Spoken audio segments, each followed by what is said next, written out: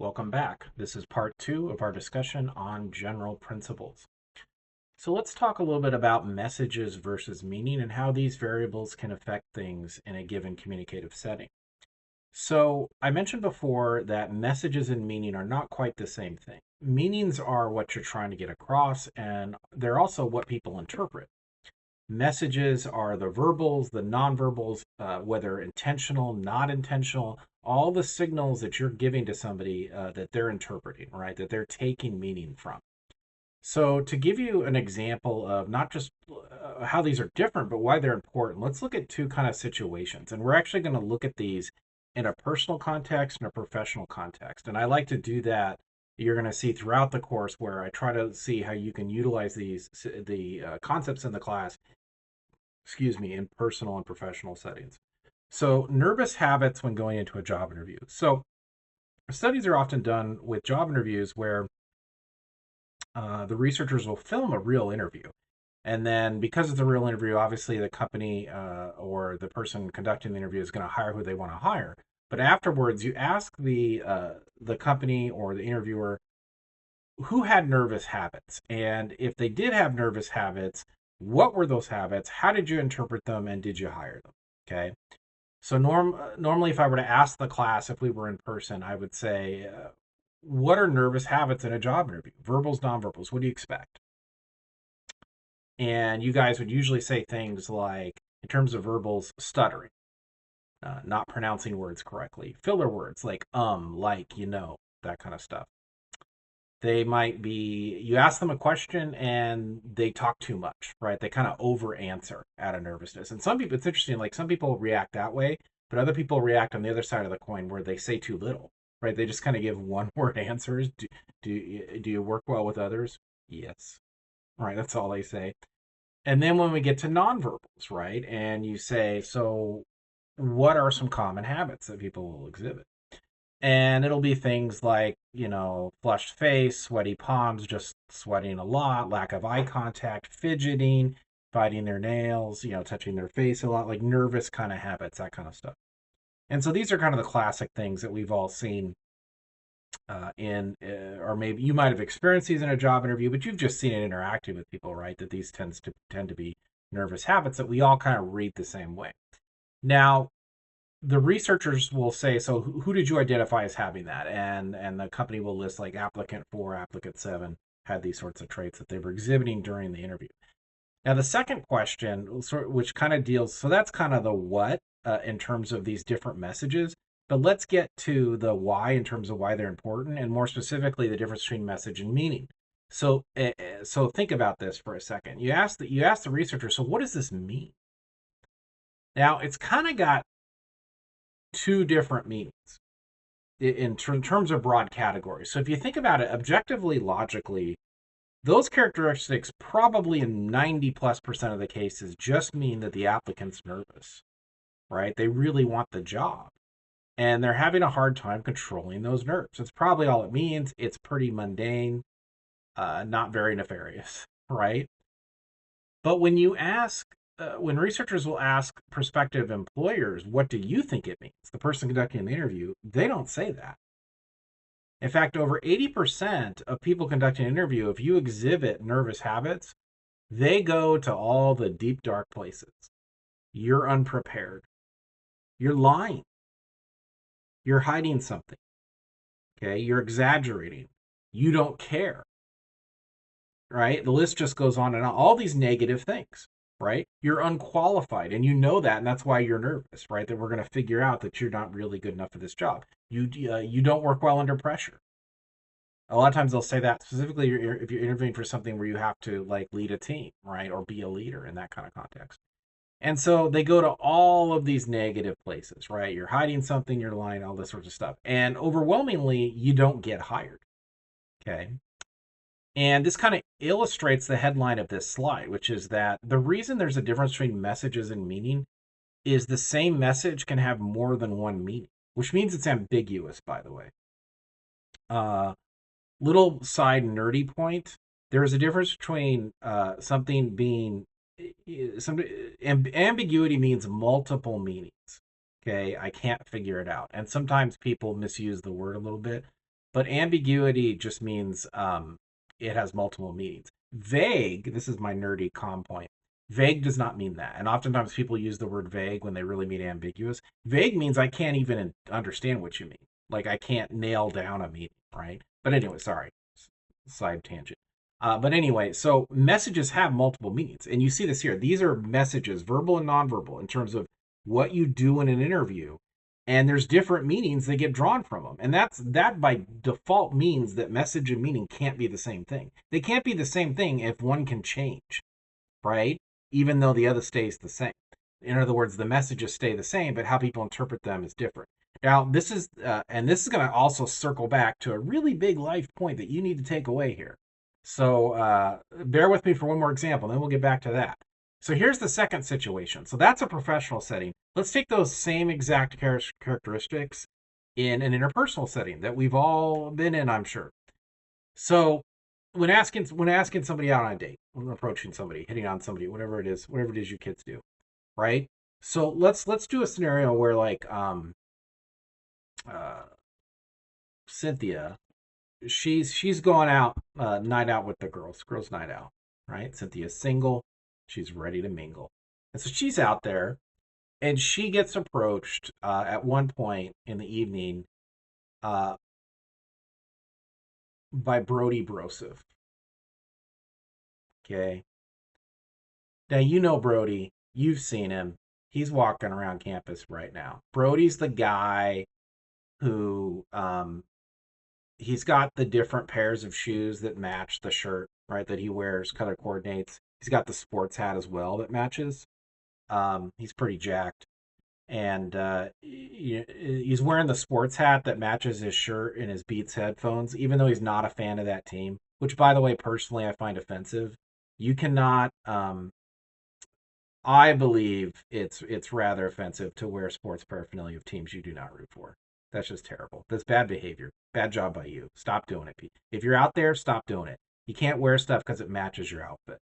Okay? You're a Phillies fan. If you Philly fans out there, you can't just wear a Mets hat because it matches you're wearing the colors on your shirt. Stop it. But I digress. Sorry. You name the team. I'm a big baseball fan, so that's why I use the baseball example. But like, stop doing that, Brody. But anyway, if that's you, I'm calling you out. So anyway, Brody Broseph, aka Rico Suavo, he's smooth. Okay, so he approaches her, asks her out, or does this thing, and he's very smooth about it. Okay, and hey, he's got a pretty good shot here because he's smooth. But the night's young. Cynthia wants to keep her options open, and so later that evening, she gets approached. Also, we have a second gentleman caller, and this is Doofy Doofus. Okay, Doofy. Now here's the problem. Doofy is going to exhibit all the nervous habits that the job interview applicant did. Right? He's got the sweaty palms. He's got, he's stuttering, that kind of stuff. He's not smooth with his words, like he spills his drink, on her or something. I don't know, on himself. And so Doofy, he's very nervous and she could tell. And I think, I'm joking around a little bit, but I think if you think of social settings, can you tell if you're talking to somebody new? Can you tell if they're nervous? I think a lot of people can, right? You can tell. Like if somebody's asking you out, for example, or showing an interest in you, can you tell if they're nervous? I think a lot of people can tell that, right? They can sense that. Now here's the question. Who do you think Cynthia typically goes out with? Like I just told you who the company typically hires. Who do you think Cynthia goes out with? And don't tell me Doofy. If you're right now, you're like Doofy, good personality. I don't want to hear it. Don't lie to me. Most of the time she's going to choose Brody. He's smooth. Now, why is that? Just like most of the time, the smooth applicant gets hired. Now, let's think about that. This is the same scenario. You've got messages with multiple meanings. Now, what do these messages mean when somebody's nervous and they're sort of showing interest in you? Now, again, logically rational, the most likely scenario is if anything, it's a compliment. If somebody's nervous when they're showing interest in you, it shows they care. Like it matters what you say to them. You're not just another girl. Quote the Dave Matthews Band here. Old reference for you. It means it matters, right? It's a compliment. It means they really like you. Okay, they think you're important, and that's probably all it means. And they just are not controlling their nerves very well. But what does the typical girl in that situation? How does she react to that? Typically, they kind of interpret that as you're a little socially awkward. Maybe you just are awkward, or you don't have confidence. You're and all of these sorts of negative things, all the way to even, of course, like really sort of shallow places, like somehow you're a loser or all these sorts of things, right? And they tend to not go out with you, right? They tend to turn doofy down. Okay. Now, look, I teach other classes in communicate. I teach interpersonal communication. We have a whole section in there on relationships, and I actually come back to this example in that section for some different reasons. And look, it's beyond the purposes of our discussion. You could have a broader discussion here on, is it wrong for the employer to not hire the nervous person, and is it wrong for the girl to not give Brody a shot? Like yes or no. Like a lot of people, like their gut reaction would be like, well, that's not fair and that's shallow. Well, you could make arguments that it's actually not shallow to choose the Rico Suave, right? That is the choice. Like you can make arguments both ways, and that's again beyond our discussion. I'm not really judging the choice, but I'm telling you what usually happens, what's most probable, and we know that the job one we know through research. A nervous candidate doesn't get hired; they're less likely to get hired. The social example I'm giving you, you guys all know that, and I know it through life experience. Who she says yes to. Okay. Now, this is just like the job interview, an example of messages with two different meanings, right? They get interpreted. The meaning of, I'm just nervous asking you out, and it just means that it really matters to me what you say, versus her thinking, well, you're just kind of socially awkward and maybe a loser kind of thing, right? And um, so you have, again, a message with multiple meanings. Now, I said that this is going to bring up a really important life point that I think is you need to take away. And here's what it is. And I actually bring this up. We talk about this more in some of the other communication classes. And it's this. You know what both of these examples illustrate that people need to understand? Please understand this. Perception matters. Sorry, you have to care about it. It matters. Why does it matter? Why do you have to care? Or why? Well, you don't have to care. You should care. You want to know why? Because perception is somebody else's reality. And somebody else's reality will directly influence and dictate what happens in your life and your world and your ability to live your best life and take care of the people you care about to the best of your ability. You can live your life saying, I don't care what anybody thinks. I'm just going to be me, right? And damn the haters. But you're not going to maximize your opportunities in life. You are limiting yourself with that viewpoint. Okay. And these examples illustrate that. Why? I'm not saying perception's everything. It's past a lot of your time right now. You're not going to remember this, but there was one of the most famous ads of all time, television ads, was in the 90s. Andre Agassi, Hall of Fame, famous tennis player, had a commercial, a Nike commercial, and at the end he said, "Image is everything." I'm not saying image is everything, but it's something, and it ain't a nothing something. It's a something you got to care about because it's other people's reality. It's not everything, but it's other people's reality. And so I mentioned it's going to influence you maximizing your life and your ability to take care of the people you care about. Think about these examples. Perception, somebody else's reality, influences if you get that job or not. Which, by the way, later influences if you get promoted and how much money you're making, which influences the life that you lead and the ability for you to like take care of your family and provide for them. By the way, perception, somebody else's reality, determined if you even had that family because it determined if she said yes, if she even went out with you. So you got to care about it. I'm not saying that that's fair. I'm not saying it's right. I'm not saying it's the way the world should be. And you can strive, right, to change the world into what it should be. And you should do that. But in the meantime, you got to live in the reality. You got to live in the now. So, in other words, while you strive to change the game, you got to play the game that currently exists. And so you have to be aware of how the things you do, and obviously it's a communication class, so we're focusing on that, and more specifically at a micro level, we're focusing on public speaking. But you have to be aware of how all of these variables that I'm talking about and that we're going to go through this quarter, how it influences other people's reaction to you, right? Because that is going to influence your opportunities in a given setting. Again, we're focusing on public speaking, but you could apply this to all kinds of other situations, right? So you see these people and they're just like, I don't care what anybody thinks, I'm going to do me in all situations. It's like, okay, limit yourself.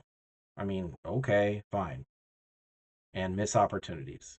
You will miss all kinds of opportunities in life if that's how you're gonna sort of carry yourself, right? And this kind of illustrates that. So look, hopefully that changes. And look, there's a lot of areas where that has changed, where perception is less important, but it still matters in a lot of contexts. And so it's other people's reality you got to care about a little. So I think that's again just an important life point. Okay. Channel. So channel is basically the method. So did you talk to this is basically you're going to send the message with a certain meaning. Was it in person? Was it in front of other people? Like what's the situation on that, right? And did that influence how they interpreted it? And it turns out it does. So for example, if it's in person, you know what one of the biggest factors is? Well, there's two factors. If you're going to talk to somebody in person, this doesn't have to be a speech, by the way. This could be a small group, it could be an interpersonal setting, right?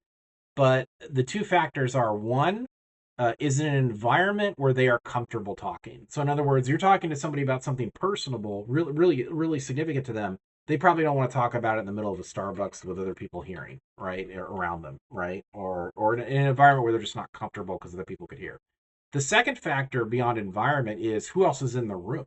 So, in other words, sometimes people get upset if you say something in front of other people. The classic example of that is when you see a manager, and usually somebody who does this, quite frankly, they're kind of exhibiting a lack of knowledge and skill set about how to be an effective leader. But they come in the room, they're going to criticize somebody, and so they criticize Bob, and they do it in front of everybody else, right?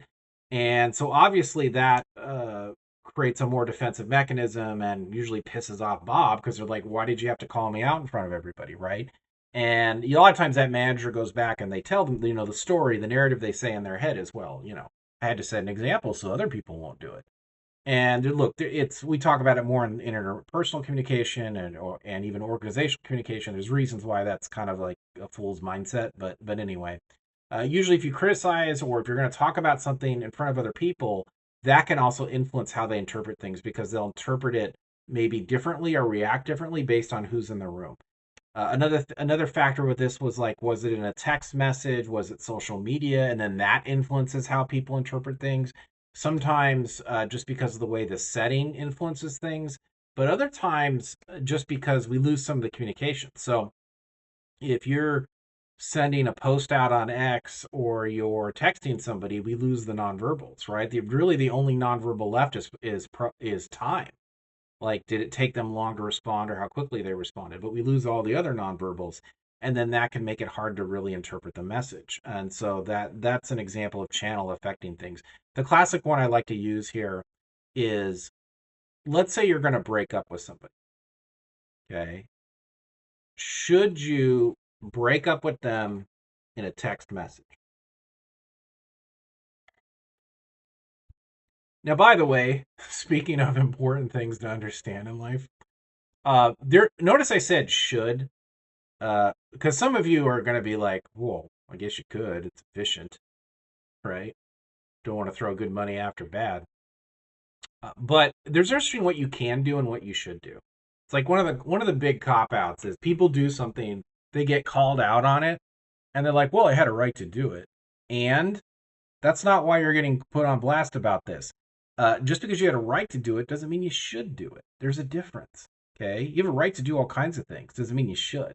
Now, the text message thing. This gets asked, by the way. There's focus groups and research on relationships, and you ask people about this, and of course, overwhelmingly, people are upset about this. They don't like this. And they'll say things like, I felt like I didn't get closure. It felt impersonable. It felt like the relationship didn't matter to them and that kind of stuff. I didn't get to fully express myself. And overwhelmingly, it's a negative reaction. I guess I should clarify here. I'm talking about situations where there's not an overarching reason you would do it in a text. So, for example, let's say somebody was abusive and it's not a safe situation. Obviously, doing it in a text message is perfectly reason something you should do in that situation because you have to protect yourself, right, or your loved one. But so I'm not. I'm talking about a situation where there isn't like a safety concern, or they just didn't do something really atrocious, right, where you just hate them. So just I'm just talking more of a normal kind of breakup that happens in the course of relationships. And so people will express feeling all those things. And if you think about it, a lot of those feelings are kind of a reaction, whether consciously or subconsciously, to the channel that was chosen. Right. And by the way, they have that reaction no matter what. Like you could say all the perfect things. I mean, there isn't really a perfect thing to say to somebody in a breakup, but whatever that is, right? Like you had a team of Hollywood like rom-com writers and they write the breakup scene for you and it's just beautiful. Okay. And you send that a text, like the 5-part text for your phone just blows up. Even that, right? Even if you said all the right things, people still have all those feelings about a text message. Well, let's think about that. They're reacting to the channel, and it's actually very logical for them to react that way. Okay. So uh, it felt like you didn't care or it was impersonable. Well, that's logical to feel that way. It's obviously takes much less effort to send a text than meet somebody in person. That is just objectively less personable, right? When you do things that exhibit less effort, people objectively feel like you don't care. Usually, your effort in things is a reflection of how much you care, right? There's an objective reaction based on the channel. What else? Didn't get closure. Why would they feel that way? Because oftentimes in these text messages, like think about it, they don't have to respond to you. And they can just block you or they can just cut up the conversation or even ghost you or whatever it may be. So people feel like they don't get closure. And they're also, by the way, not getting a chance to read the nonverbals in the situation. So it's natural to react that way. So again, that's just an example of channels really affecting things. So as we go throughout the quarter, we're going to come back to all of these different variables and all of the ways that they can be manipulated, right, in a way that hopefully makes your. I mean, I'm using these examples to illustrate the concepts in a lot of different things, but we're going to start focusing now on public speaking. But we're going to talk about ways to use these in public speaking, whether it's through again your preparation, your delivery, and your content, all of those sorts of things in order to make your message more likely to be well received by the audience. So let's close this part of the video with some general principles that kind of involve all aspects of communication and certainly public speaking as well. So the first one is that successful communication always involves shared meaning. That is not true. Sometimes you're going to have to agree to disagree. I wouldn't say let's just agree to disagree because people actually tend to react negatively to that, like it's a cop out or you're just trying, that you're just saying whatever essentially. But you can just say like you see it A, I see it B, and we're not going to really change on that. So that's where we're going to have to move forward, right, with different understandings or beliefs about the situation. But sometimes you do have to accept that. You can't force somebody to view things a certain way. Communication will solve all problems. So this is an old man phrase. I mean, I'm getting old. Anytime in class now, I mean, I've been teaching for like 20 years, but anytime I'm in a class now and I reference a movie or something from pop culture, right, past 2000, people just look at me like, what old man? Was it in color? Like, it's just crazy, crazy times. So this is going to sound like an old man phrase that your grandparents would say, but there's a phrase, sorry doesn't fix the lamp. Anybody ever heard that? Sorry, you're getting a lot of quotes today, bonus quotes. Sorry doesn't fix the lamp. What the heck does that mean? It means you can say you're sorry, but like the damage isn't done. The lamp is broken. Like you can you can gorilla glue it back together all you want. I'm going to see the cracks. Like you can't. There are certain things you can't take back, you can't change, you can't fix, including things that you say. By the way, you can say things. I mean, I've seen this happen. I've seen this happen in my own life where somebody has said somebody. You can say. I've seen it in professional settings. You the wrong sentence, the wrong whatever, and it changes that relationship entirely. about how people view you, right? So whether we're talking about actions or communication, you can't just assume you can talk your way out of it, right? It does not solve everything. It can solve a lot of things, but not everything. And more is always better. Sometimes it is better to walk away from a situation, think about it right before you say more. Like some people have like what are called conflict. You might have heard this in other social science courses. People have what are called conflict styles. And some of them are more aggressive, some of them are more like seeking win-wins. And one of the dynamics of conflict styles is that you have people who sometimes they don't like the tension of a conflict and they always kind of want to resolve it right now. And sometimes all you're doing is digging a hole deeper, and you kind of need to walk away and get a chance to sort of think and develop maybe a better perspective on things before you talk about it more. So more is not always better. Sometimes it's because it won't do any good. Sometimes it's because what you're going to say right now you don't really mean because you're angry or all these other things, right? So just remember, like, is this something that I really should be continuing to talk through in this moment, or do I need to pull back? So that's another common misconception. Some general principles to also keep in mind. Communication is always occurring, whether intentional or not. So that's the thing about these variables. You have two choices. They're going to happen either way. It's like take nonverbals. People are going to make judgments about nonverbals, whether you're trying to manipulate them or not. I mean, we'll talk about ways to do it, not only just with your delivery, but like in interpersonal settings, things like eye contact, facial expression, and gestures, and all that sort of stuff. But look, we have gestures whether you're trying to manipulate them or not, right? You're just going to do them naturally. So, and people are going to interpret them whether you wanted them to or not. So it's always occurring whether intentional or intentional. And the reason that comes back to the variables is, look, if they're occurring and they're affecting things, you might as well manipulate them to your advantage, right? To get the outcome you're seeking. And so and by the way, again, when I say the word manipulate, I'm talking about in a way that helps everybody. I'm not talking about in some sort of negative way. All right, communication can be irreversible. So again, sometimes you can say things and you just cannot take that back, and it changes the way people kind of view a situation. It also has what's called a content and a relational component. So this is actually really important, and again, discussed a lot in some of the other class courses. That's like a big life takeaway sometimes to remember if you really want to care about being a good communicator. So a content component is the subject of what you're talking about. The relational component is, what does this say about us, about our relationship? So the classic example is you have a couple that's fighting, or you have two people that are fighting, right? And if during that fight one of the parties is verbally abusive to the other one, they're calling them names, they're reacting in an abusive way, that's a stupid idea, right? You're so dumb, that kind of stuff. Or you're on the phone and they just hang up on you, or they storm out, or they're always cutting you off, or they just tell you to shut up. Like, just think of these types of things, right? So the content component of that is whatever it is that they're fighting about. The relational component is, what do those abusive actions say about their relationship? What does it say about that person's level of respect for you? What does it say about what they think they can do? They have a right to do. What's okay to do? I mean, if they did it, I think you can pretty logically conclude it means they think that's okay. They can do that, right? If you're going to interrupt somebody and talk that way towards them, you clearly have less respect for them than somebody you wouldn't do that to, right? And so it says something about the relationship. Let me reverse that. And another common thing that you see is one person is talking to somebody else about a problem.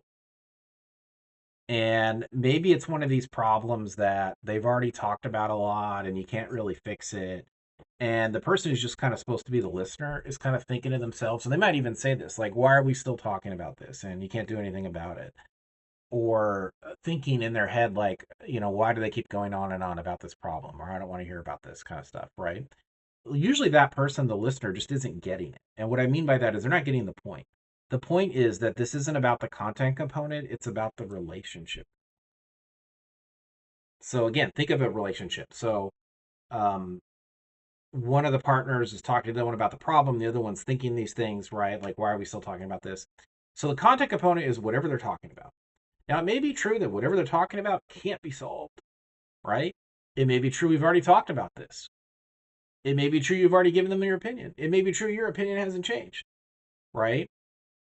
But here's what's also true. They're not an idiot. They can manage their own life, thank you very much. And they already know, they know you've given their opinion, they know you've given them your opinion. Has the listener in this scenario has it ever occurred to them that maybe the reason they're talking about the problem is not because they need you to solve the problem, it's because they just need someone to listen. They need to vent. They need a shoulder to cry on. They just need somebody to be there for them. They just need to get it out, right? So, in other words, the whole point of that discussion is not even the content, it's the relational aspect. I just need somebody to be there for me. I just need somebody to listen. So, in other words, there are situations where the relational component is more important than the content component of what you're communicating about. Just like that one. That first scenario with the abusive thing, um, I mean, they're both important, right? Whatever the fight's about, you want to solve the fight, but it's also important. Obviously, somebody shouldn't be doing things in a relationship that's hurting that relation, that says something bad about the relationship, right? But that second example really illustrates something that, um, I mentioned people sometimes just don't get it, don't understand this dynamic, and this is a good life takeaway. Is when people are talking to you, sometimes just check yourself a little bit and ask what really matters here. Is this about the content or about just me being there for them? Is it about something with us, or what's really escalating this fight? Is it the what we're fighting about or how we're fighting, right? Was the content component, the racial component? And again, sometimes it's both, but you just have to be aware of both dynamics, right, in a communicative setting. So again, as we go through the class, we're going to come back to all of these variables, right? Whether it's speech organization, ways to set that up the right way, to deliver the speech in a way that's manipulating those variables as best you can. We'll talk about your verbal delivery, your nonverbal delivery, and how to tailor the message to the audience when it comes to audience analysis. So all of the units we go through are going to come back to these variables that you can manipulate in any communicative setting. So that's kind of why I wanted to start them. In part, discuss them early on. In part 3 of this video, we're going to talk about speech anxiety or fear, apprehension, and public speaking. So I look forward to seeing you guys as we go over speech anxiety. I'll see you then.